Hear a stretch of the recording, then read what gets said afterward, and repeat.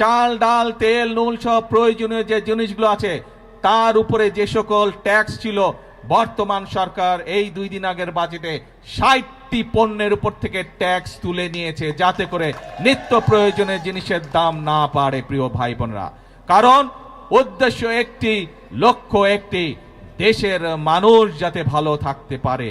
গত 2 দিন আগে আমরা বাজেট উপস্থাপন করেছি। সেই বাজেটে আমরা কৃষকদের জন্য, কৃষক ভাইদের জন্য আমরা বরাদ্দ রেখেছি এবং ইনশাল্লাহ আগামী জুলাই মাস থেকে শুরু করে পর্যায়ক্রমিকভাবে আগামী 1 বছরের ভিতরে আমরা বাংলাদেশের প্রতিটি উপজেলায় 8 থেকে প্রায় 10,000 কৃষক ভাইদের কাছে আমরা এই কৃষক কার্ডের সুবিধা পৌঁছে দিতে সক্ষম হব ইনশাল্লাহ। প্রিয় ভাই বোনেরা, আগেই বলেছি আমাদের রাজনীতি হচ্ছে এই বাংলাদেশের জন্য, আমাদের রাজনীতি হচ্ছে এই বাংলাদেশের মানুষের জন্য। আমরা জানি গ্রামে গঞ্জে মিলিয়ে বাংলাদেশের শতকরা 70 থেকে 80% মানুষ, খেটে খাওয়া মানুষ বাংলাদেশের গ্রাম অঞ্চলগুলোতে বাস করে। বাংলাদেশের জনসংখ্যার অর্ধেক হচ্ছে নারী। এখন এই নারীদের দেশনেত্রী খালেদা জিয়া শিক্ষার ব্যবস্থা করে দিয়ে গিয়েছিলেন, বিনামূল্যে শিক্ষা ব্যবস্থা। সেই শিক্ষা ব্যবস্থা ক্লাস 1 থেকে ইন্টারমিডিয়েট পর্যন্ত দেশনেত্রী খালেদা জিয়া করে দিয়ে গেছিলেন। এই নারীরা যদি শিক্ষিত না হয়, তারা যদি স্বাবলম্বী হতে না পারে, তাহলে পুরুষের পাশে দাঁড়াতে পারবে না এবং বাংলাদেশ এগিয়ে যেতে পারবে না। সেই জন্য এই নারীদের শিক্ষা ব্যবস্থা, তারা যাতে আরো শিক্ষার সুযোগ পায়, সেই জন্য স্নাতক পর্যন্ত বা ডিগ্রি পর্যন্ত আমরা এই বর্তমান সরকার মেয়েদের শিক্ষা ব্যবস্থা ফ্রি করার ঘোষণা দিয়েছে। এবং শুধু তাই নয়, একই সাথে আমরা যারা ভালো রেজাল্ট করবে তাদেরকে আমরা উপবৃত্তিও দিব, সেই ব্যবস্থাও আমরা রেখেছি এই বাজেটের মধ্যে। এবং একই সাথে এই যে বাংলাদেশের শতকরা 70% মানুষ, অন্তত 70% মানুষ যে গ্রামে বসবাস করে, এই গ্রামের পরিবারগুলোকে স্বাবলম্বী করে গড়ে তোলার জন্য আমরা মায়েদের হাতে ফ্যামিলি কার্ড তুলে দেবার ঘোষণা দিয়েছি। এবং যেমন স্বরাষ্ট্রমন্ত্রী এখানে একটু আগে বলেছেন যে ভোটের দাগ শুকানোর আগেই আমরা আমাদের যে প্রতিশ্রুতি দিয়েছিলাম নির্বাচনের আগে, সেই প্রতিশ্রুতি পালনের কাজ শুরু করেছি। আপনাদের নিশ্চয়ই মনে আছে, কালি শুকানোর আগেই আমরা ফ্যামিলি কার্ড দেওয়ার কাজ শুরু করেছি। এই সেই ভোটের কালি শুকানোর আগে আমরা কৃষক কার্ড দেওয়া শুরু করেছি। ভোটের কালি শুকানোর আগে আমরা খাল খননের কাজ শুরু করেছি।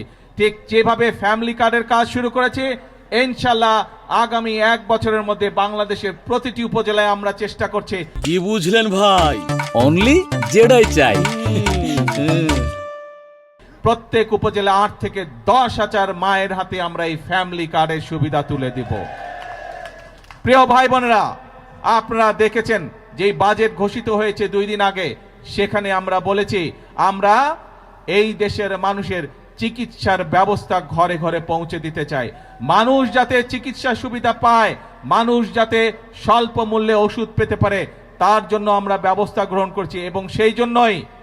এবং সেই জন্যই অনেকগুলো চিকিৎসা ব্যবস্থার অনেকগুলোর উপরে আগের সরকারগুলো ট্যাক্স রেখে গিয়েছিল, ভ্যাট দিয়ে গিয়েছিল, আমরা সেই ট্যাক্সগুলো আমরা উঠিয়ে নিয়েছি। তার ফলে আগে একজন হার্টের রোগী সে যদি স্টেন্টিং করত, তাহলে তার যেখানে প্রায় 1.25 লক্ষ টাকার মতন খরচ হতো, সেই টাকা এই ট্যাক্স উঠায় নেবার পরে আগামী জুলাই মাস পর থেকে ইনশাল্লাহ সেটি প্রায় অর্ধেকে নেমে আসবে।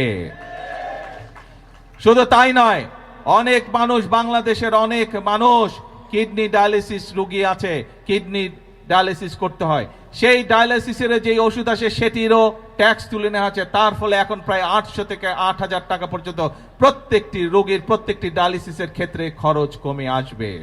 প্রিয় ভাই বোনেরা, এই কাজগুলো করার উদ্দেশ্য এবং কাজগুলো করার লক্ষ্য একটি। কি সেই লক্ষ্য? সেই লক্ষ্য হচ্ছে দেশের মানুষ যাতে একটু ভালো থাকতে পারে। আজকে সকালবেলায় আসার সময় যখন আমি প্লেনে করে এই কক্সবাজার আসছিলাম, তখন আমি প্লেনে বসে বসে পত্রিকাগুলো দেখছিলাম যে কি কি সংবাদ করেছে। অনেকগুলো পত্রিকাতে আমি দেখলাম, পত্রিকাগুলো নিউজ করেছে প্রতিবার বাজেটের সময় নিত্য প্রয়োজনীয় জিনিসের মূল্য পরের দিনই বৃদ্ধি পায়।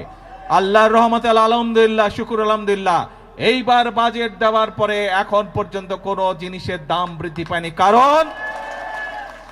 কারণ চাল, ডাল, তেল, নুন সব প্রয়োজনীয় যে জিনিসগুলো আছে তার উপরে যে সকল ট্যাক্স ছিল, বর্তমান সরকার এই 2 দিন আগের বাজেটে 60টি পণ্যের উপর থেকে ট্যাক্স তুলে নিয়েছে, যাতে করে নিত্য প্রয়োজনীয় জিনিসের দাম না বাড়ে। প্রিয় ভাই বোনেরা, কারণ উদ্দেশ্য একটি, লক্ষ্য একটি, দেশের মানুষ যাতে ভালো থাকতে পারে।